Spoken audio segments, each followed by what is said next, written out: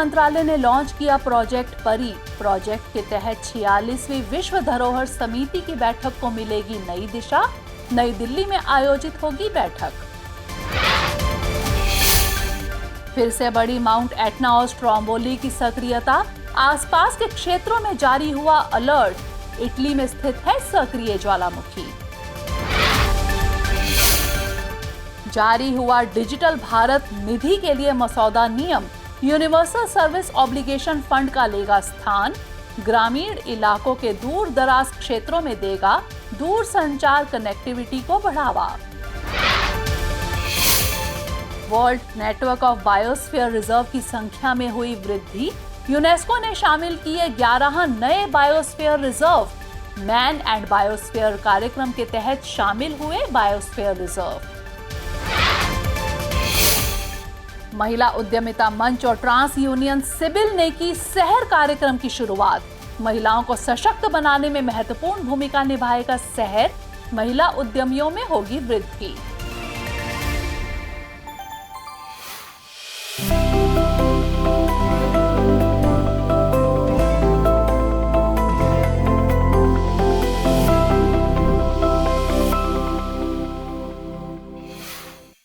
हाल ही में संस्कृति मंत्रालय ने 46वीं विश्व धरोहर समिति की बैठक के लिए प्रोजेक्ट परी की शुरुआत की है। इसका पहला कार्य दिल्ली में आयोजित किया जा रहा है।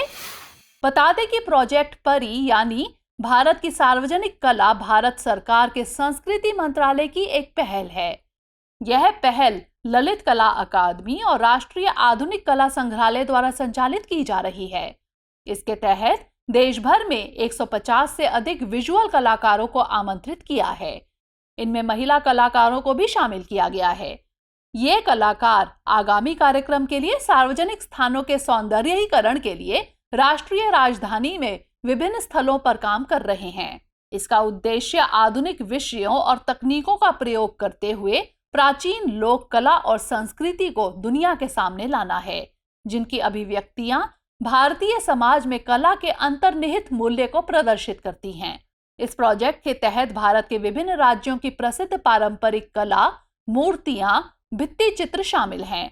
वहीं साथ ही बनाई जा रही प्रस्तावित मूर्तियों में व्यापक विचार भी शामिल हैं, जिनमें प्रकृति चित्रण, नाट्यशास्त्र से प्रेरित विचार, गांधी जी, भारत के खिलौने, आतिथ्य, प्राचीन ज्ञान, नाद, जीवन का सामंजस्य तथा कल्पतरु वृक्ष आदि शामिल हैं।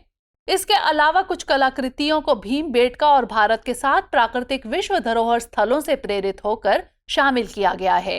जानकारी के लिए बता दें कि भारत यूनेस्को विश्व धरोहर समिति के 46वें सत्र की मेजबानी करेगा। इसका आयोजन नई दिल्ली के भारत मंडपम में 21 से 31 जुलाई 2024 के मध्य किया जाना है। हाल ही में माउंट एटना और स्ट्रोम्बोली ज्वालामुखियों में फिर से विस्फोट देखा गया, जिसके चलते इटली के भूमध्य सागरीय द्वीप सिसिली में हाई अलर्ट बढ़ा दिया गया है।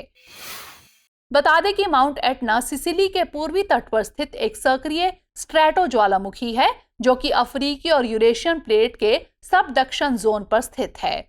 यह यूरोप की सबसे ऊंची सक्रिय ज्वालामुखी भी है, जो करीब 3,329 मीटर ऊंची है। हालांकि यह शिखर विस्फोटों के साथ बदलता रहता है। यह आल्प्स के दक्षिण में इटली की सबसे ऊंची चोटी है। इसका आकार ही इटली के 3 सक्रिय ज्वालामुखियों में से इसे सबसे बड़ा बनाता है, जो दूसरी सबसे बड़ी ज्वालामुखी माउंट वेसुवियस की ऊंचाई का करीब 2.5 गुना है। वहीं यह दुनिया के सबसे सक्रिय ज्वालामुखियों में से एक है और यह निरंतर सक्रिय अवस्था में रहती है। इसे साल 2013 में यूनेस्को के विश्व धरोहर स्थलों की सूची में शामिल किया गया था। गौरतलब है कि स्ट्रोम्बोली भी एक सक्रिय ज्वालामुखी है, जो सिसिली के उत्तर में लिपारी द्वीप पर स्थित है। इसे भूमध्य सागर का प्रकाश स्तंभ भी कहा जाता है। जानकारी के लिए बता दें कि स्ट्रैटो ज्वालामुखी को मिश्रित ज्वालामुखी भी कहा जाता है। इस भू आकृति संरचना शंक्वाकार होती है, जो राख, कठोर लावा, प्यूमिस और ट्रेफा जैसी सामग्रियों की विभिन्न परतों से बनी होती है। वे आमतौर पर सबडक्शन जोन के ऊपर पाए जाते हैं और वे अक्सर बड़े ज्वालामुखी सक्रिय क्षेत्रों का हिस्सा होते हैं, जैसे कि रिंग ऑफ फायर, जो प्रशांत महासागर के अधिकांश हिस्से को घेरे हुए हैं। हाल ही में दूरसंचार विभाग ने डिजिटल भारत निधि को क्रियान्वित करने के लिए मसौदा नियम जारी किया है। इसका उद्देश्य ग्रामीण इलाकों के दूर दराज क्षेत्रों में दूरसंचार कनेक्टिविटी को बढ़ावा देना है। यह यूनिवर्सल सर्विस ऑब्लिगेशन फंड का स्थान लेगा, जो सभी दूरसंचार निधि परिचालकों पर उनके समायोजित सकल राजस्व पर लगाए गए 5% सार्वभौमिक सेवा शुल्क से होने वाली निधियों का एक समूह है। बता दें कि डिजिटल भारत निधि दूरसंचार विभाग की एक पहल है, जो अनुसंधान, विकास और कनेक्टिविटी सुधार पर ध्यान केंद्रित करेगा। यह वंचित ग्रामीण, दूर दराज और शहरी क्षेत्रों में दूरसंचार सेवाओं तक पहुंच प्रदान करने में बढ़ावा देगा। वहीं दूरसंचार अधिनियम के मुताबिक डिजिटल भारत निधि के लिए दूरसंचार कंपनियों द्वारा किए गए योगदान का सबसे पहले भारत के समेकित कोष में जमा किया जाएगा, जबकि बाद में डिजिटल भारत निधि में जमा किया जाएगा। इस निधि का उपयोग दूरसंचार सेवाओं तक पहुंच को बढ़ावा देने तथा अनुसंधान और विकास के लिए किया जाएगा। साथ पायलट परियोजनाओं को वित्त पोषित करने एवं वंचित क्षेत्रों में नई दूरसंचार प्रौद्योगिकियों को शुरू करने के लिए भी किया जाएगा। इसका प्रबंधन एक प्रशासक द्वारा किया जाएगा। वहीं परियोजनाओं को बोली तथा प्रत्यक्ष आवेदन के माध्यम से चुने गए नियोक्ताओं द्वारा निष्पादित किया जाएगा।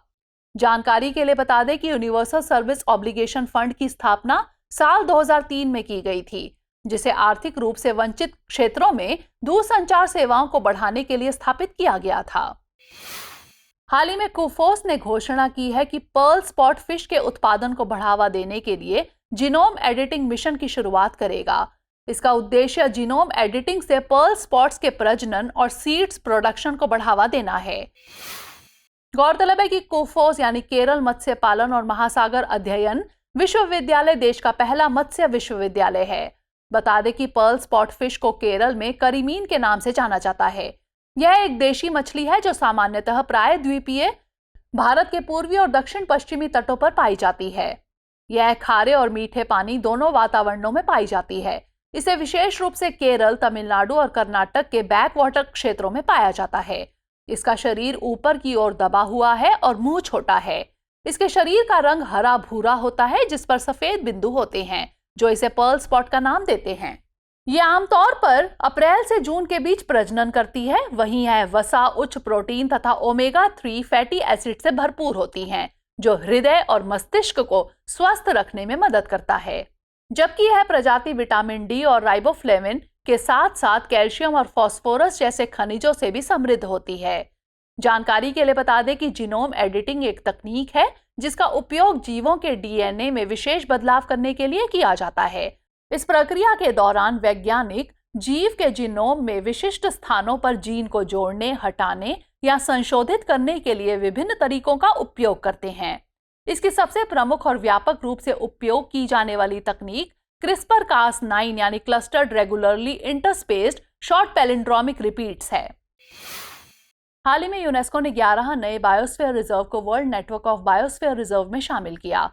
इससे अब world network of biosphere reserve में बायोस्फीयर रिजर्व्स की संख्या बढ़कर 136 देशों की 759 हो गई है। गौरतलब है कि यूनेस्को ने मैन एंड बायोस्फीयर कार्यक्रम के तहत कोलंबिया सहित कई देशों के बायोस्फीयर रिजर्व्स को शामिल किया है। साथ ही पहली बार 2 ट्रांसबाउंड्री बायोस्फीयर रिजर्व को भी शामिल किया गया है। इनमें बेल्जियम और नीदरलैंड के कैंपेन ब्रोक तथा इटली व स्लोवेनिया के जूलियन आल्प्स को स्थान मिला है। बता दें कि मैन एंड बायोस्फीयर कार्यक्रम की शुरुआत साल 1971 में की गई थी। यह एक अंतर सरकारी वैज्ञानिक कार्यक्रम है जो लोगों और उनके पर्यावरण के बीच संबंधों को बेहतर करने के लिए एक वैज्ञानिक आधार स्थापित करता है। यह कार्यक्रम मानव आजीविका में सुधार और संरक्षित पारिस्थितिकी तंत्रों की सुरक्षा के उद्देश्य से प्राकृतिक व सामाजिक विज्ञान के बीच सामंजस्य स्थापित करता है। यह ऐसे आर्थिक विकास को बढ़ावा देता है जो सामाजिक और सांस्कृतिक रूप से उपयुक्त एवं पर्यावरणीय रूप से टिकाऊ हो। गौरतलब है कि भारत के 18 बायोस्फीयर रिजर्व में से 12 को यूनेस्को के world network of biosphere reserve में शामिल किया गया है। इस कार्यक्रम के तहत नीलगिरी बायोस्फीयर रिजर्व को सबसे पहले शामिल किया गया था। जानकारी के लिए बता दें कि बायोस्फीयर रिजर्व ऐसे संरक्षित क्षेत्र होते हैं जिन्हें विभिन्न प्रजातियों, पारिस्थितिक तंत्रों एवं सांस्कृतिक संसाधनों के संरक्षण के लिए स्थापित किया जाता है। ये क्षेत्र मैन एंड द बायोस्फीयर कार्यक्रम के अंतर्गत आते हैं।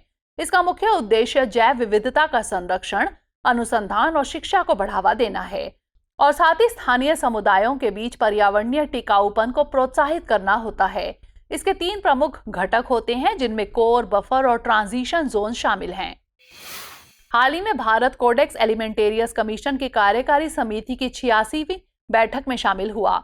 इस दौरान भारत ने छोटी इलायची, हल्दी और वनीला सहित विभिन्न मसालों के लिए मानक विकास को बढ़ावा देने का समर्थन किया, जिसके चलते भारत के लिए यह पहल महत्वपूर्ण हो जाती है कि भारत इन मसालों का एक प्रमुख उत्पादक और निर्यातक देश है। वहीं भारत ने वनस्पति तेलों के लिए मानकों की प्रगति, शिगा टॉक्सिन उत्पादन करने वाले एस्चेरिचिया कोलाई के नियंत्रण हेतु दिशा निर्देशों का समर्थन किया है तथा साथ ही खाद्य उत्पादन और प्रसंस्करण में पानी के सुरक्षित उपयोग और पुनः उपयोग का भी जिक्र किया। इसके अलावा भारत ने खाद्य पैकेजिंग में पुनर्चक्रित सामग्रियों के उपयोग से संबंधित खाद्य सुरक्षा विचारों पर कोडेक्स मार्गदर्शन विकसित करने के प्रस्ताव पर भी सहमति जताई है। बता दें कि कार्यकारी समिति कोडेक्स एलिमेंटेरियस आयोग की एक महत्वपूर्ण निकाय है, जिसके कारण सदस्य देश इसकी सदस्यता में रुचि रखते हैं। यह खाद्य मानकों के विकास की प्रगति की निगरानी करती है, साथ ही गंभीरता पूर्वक समीक्षा करके आयोग के मानक विकास कार्यक्रम के प्रबंधन में सहायता करती है। इस समिति में एक अध्यक्ष, 3 उपाध्यक्ष, 6 क्षेत्रीय समन्वयक तथा कोडेक्स के विभिन्न भौगोलिक क्षेत्रों से चुने गए 7 प्रतिनिधि शामिल होते हैं। जानकारी के लिए बता दें कि कोडेक्स एलिमेंटेरियस आयोग एक अंतर्राष्ट्रीय खाद्य मानक निकाय है। इसकी स्थापना साल 1963 में खाद्य एवं कृषि संगठन तथा विश्व स्वास्थ्य संगठन के सहयोग से की गई थी। इसे खाद्य उत्पादों की सुरक्षा और गुणवत्ता सुनिश्चित करने के लिए डिजाइन किया गया है, जबकि यह उपभोक्ताओं के स्वास्थ्य की रक्षा करने एवं खाद्य व्यापार में उचित व्यवहार सुनिश्चित करने के एक उपकरण के रूप में कार्य करता है। वर्तमान में इसके 189 सदस्य हैं, जिनमें 188 सदस्य देश और 1 सदस्य यूरोपीय संघ शामिल है। भारत 1964 में इसका सदस्य देश बना था। हाल ही में लैंसेट प्लैनेटरी हेल्थ जर्नल में भारत में वायु प्रदूषण से संबंधित एक अध्ययन प्रकाशित किया गया है, जो कि भारत का पहला बहुशहरी अध्ययन है। यह स्थानीय रूप से उत्पन्न वायु प्रदूषण के महत्व को प्रदर्शित करता है। इसमें 10 शहरों में 2008 से 2019 के बीच लगभग 3.6 मिलियन मौतों के आंकड़े का विश्लेषण किया गया है, जो PM 2.5 के अल्पकालिक संपर्क और मृत्यु दर पर इसके प्रभाव के विश्लेषण पर आधारित है। गौरतलब है कि इस दरमियान वैज्ञानिकों ने अहमदाबाद, बेंगलुरु, चेन्नई, दिल्ली, हैदराबाद, कोलकाता, मुंबई, पुणे, शिमला और वाराणसी के प्रदूषण और मृत्यु रजिस्ट्री आंकड़ों का विश्लेषण किया, जहां पाया गया कि इन शहरों की वार्षिक मौतों का 7.2% अल्पकालिक PM 2.5 के कारण हुई थी।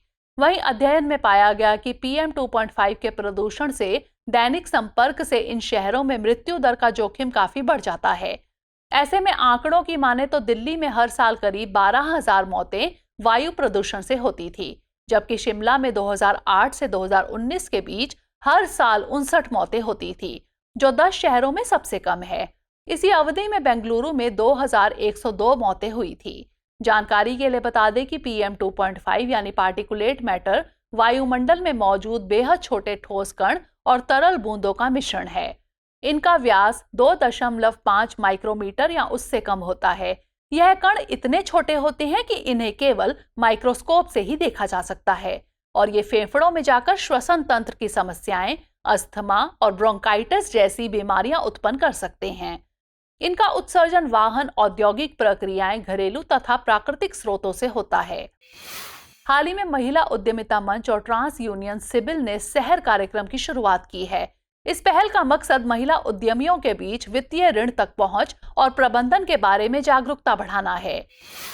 वहीं माना जा रहा है कि इस पहल से महिला उद्यमिता में वृद्धि होगी, जिससे उम्मीद की जा रही है कि भारत 30 मिलियन से अधिक नए महिला स्वामित्व वाला उद्यमी देश बन सकता है।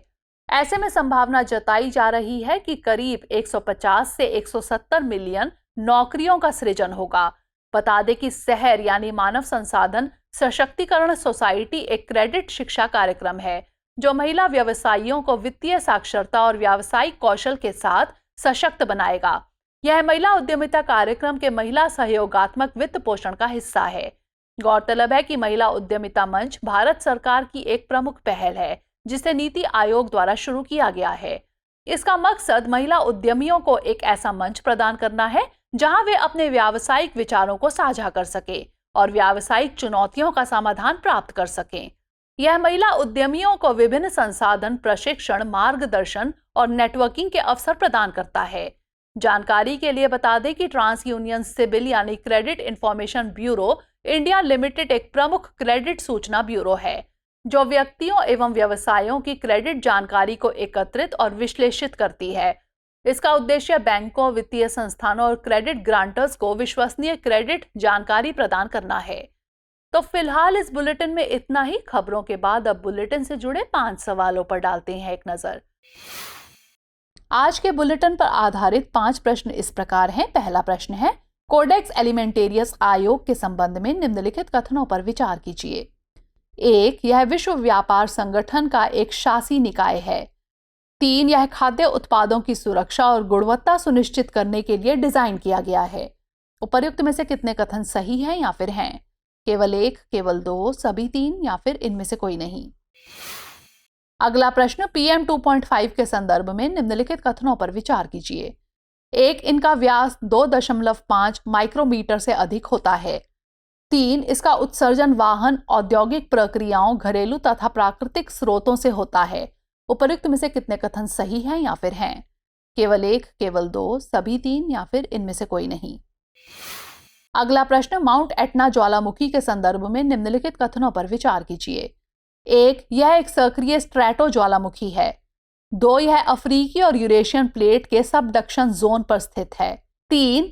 इसे 2013 में यूनेस्को की विश्व धरोहर स्थल की सूची में शामिल किया गया था। उपर्युक्त में से कितने कथन सही हैं या फिर हैं? केवल 1, केवल 2, सभी 3 या फिर इनमें से कोई नहीं। अगला प्रश्न, डिजिटल भारत निधि के संदर्भ में निम्नलिखित कथनों पर विचार कीजिए। 1. यह दूरसंचार विभाग की एक पहल है। 2. यह यूनिवर्सल सर्विस ऑब्लिगेशन फंड का स्थान लेगा। 3. इसका उद्देश्य वंचित ग्रामीण, दूर दराज और शहरी क्षेत्रों में दूरसंचार सेवाओं तक पहुंच प्रदान करना है। उपर्युक्त में से कितने कथन गलत हैं या फिर हैं? केवल 1, केवल 2, सभी 3 या फिर इनमें से कोई नहीं। अंतिम प्रश्न है, पर्ल स्पॉट फिश के संदर्भ में निम्नलिखित कथनों पर विचार कीजिए। 1. केरल में इसे करीमीन के नाम से जाना जाता है। 2. यह केवल खारे पानी में ही पाई जाती है। 3. इस प्रजाति में विटामिन डी और राइबोफ्लेविन तथा कैल्शियम की प्रचुर मात्रा होती है। उपर्युक्त में से कितने कथन गलत हैं या फिर हैं?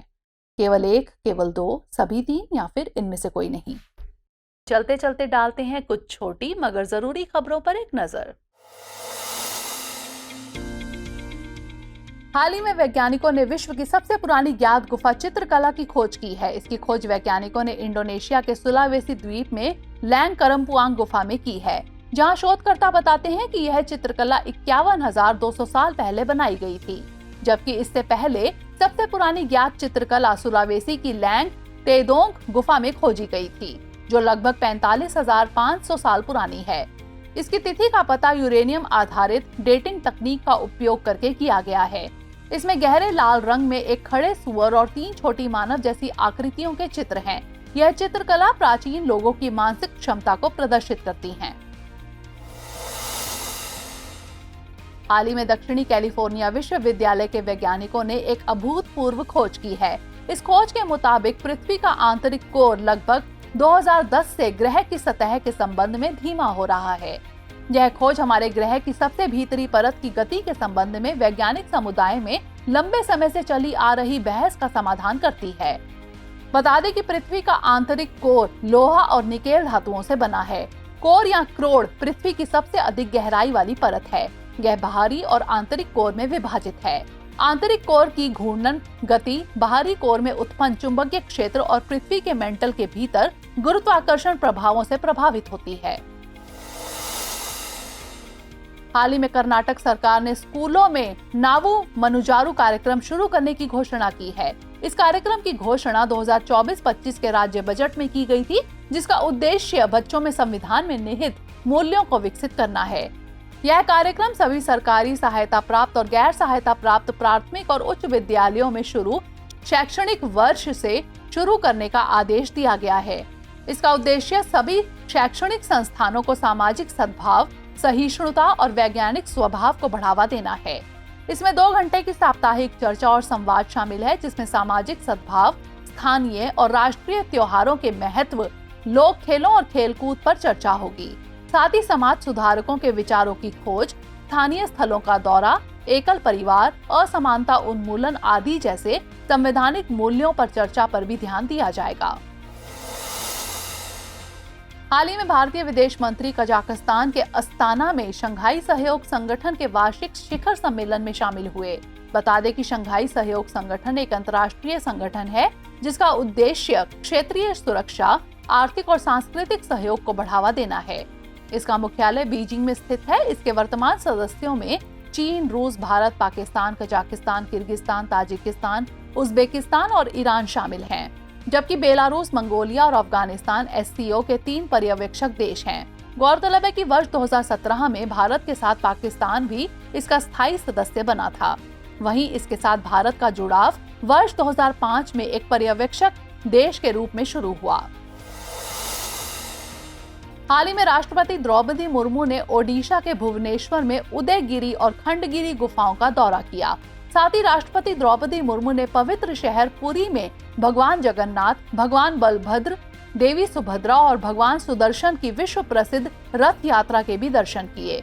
उदयगिरी की गुफाएं ओडिशा राज्य में स्थित हैं, जिनका निर्माण आधुनिक भुवनेश्वर के पास पहली दूसरी शताब्दी ईसा पूर्व में कलिंग राजा खारवेल के शासनकाल में हुआ था। पहले कटक या कटक गुफाओं के नाम से जानी जाने वाली ये गुफाएं पास की 2 पहाड़ियों उदयगिरी और खंडगिरी पर स्थित हैं। इसमें उदयगिरी में 18 गुफाएं और खंडगिरी में 15 गुफाएं शामिल हैं। ब्राह्मी लिपि में लिखित प्रसिद्ध हाथी गुम्फा शिलालेख उदयगिरी की गुफाओं से ही संबंधित है। बीते दिनों प्रधानमंत्री नरेंद्र मोदी ने स्वामी विवेकानंद को उनकी पुण्यतिथि पर श्रद्धांजलि अर्पित की। गौरतलब है कि 4 जुलाई को स्वामी विवेकानंद की पुण्यतिथि होती है। स्वामी विवेकानंद प्रगतिवादी भारतीय आध्यात्मिक गुरु थे। उन्होंने वर्ष 1893 में शिकागो में आयोजित विश्व धर्म महासभा में सनातन धर्म का प्रतिनिधित्व किया था। स्वामी विवेकानंद का वास्तविक नाम नरेंद्र नाथ दत्त था। उनके गुरु रामकृष्ण परमहंस थे, जिन्होंने उन्हें वेदांत की शिक्षा प्रदान की थी। बता दें कि स्वामी विवेकानंद ने वेदांत के प्रचार प्रसार के लिए वर्ष 1897 में रामकृष्ण मिशन की स्थापना की थी। इसका मुख्यालय कोलकाता के निकट वेलूर में है। हर साल 11 जुलाई को विश्व जनसंख्या दिवस के रूप में मनाया जाता है। इसका उद्देश्य वैश्विक जनसंख्या मुद्दों और समाज पर उनके प्रभाव के बारे में जागरूकता फैलाना है। यह दिन प्रजनन, स्वास्थ्य, परिवार नियोजन, लैंगिक समानता और सतत विकास जैसी चिंताओं को संबोधित करने के महत्व पर प्रकाश डालता है। गौरतलब है कि विश्व जनसंख्या दिवस 2024 की थीम किसी को पीछे ना छोड़े, सभी की गिनती करें है। बता दें कि विश्व जनसंख्या दिवस की स्थापना संयुक्त राष्ट्र द्वारा की गई थी। इसे पहली बार साल 1989 में मनाया गया था। आंकड़ों के अनुसार साल 2021 में वैश्विक जनसंख्या लगभग 7.9 बिलियन थी और वर्ष 2030 तक इसके 8.5 बिलियन तथा वर्ष 2050 तक इसके 9.7 बिलियन तक पहुंचने की संभावना है। प्रिय व्यूअर्स, हमारी टीम कोशिश करती है कि आपको दी गई खबरों में एक भी गलती ना हो, लेकिन यदि किसी सोर्स या ह्यूमन एरर की वजह से ऐसी गलती हो जाती है तो इस वीडियो के कमेंट बॉक्स में उस गलती को सुधार कर पिन कर दिया जाता है। यह आपको कमेंट बॉक्स में सबसे ऊपर दिखाई देता है। डियर व्यूअर्स, अपने एग्जाम की तैयारी को और बेहतर करने के लिए हमारे चैनल को लाइक, शेयर और सब्सक्राइब करना न भूलें।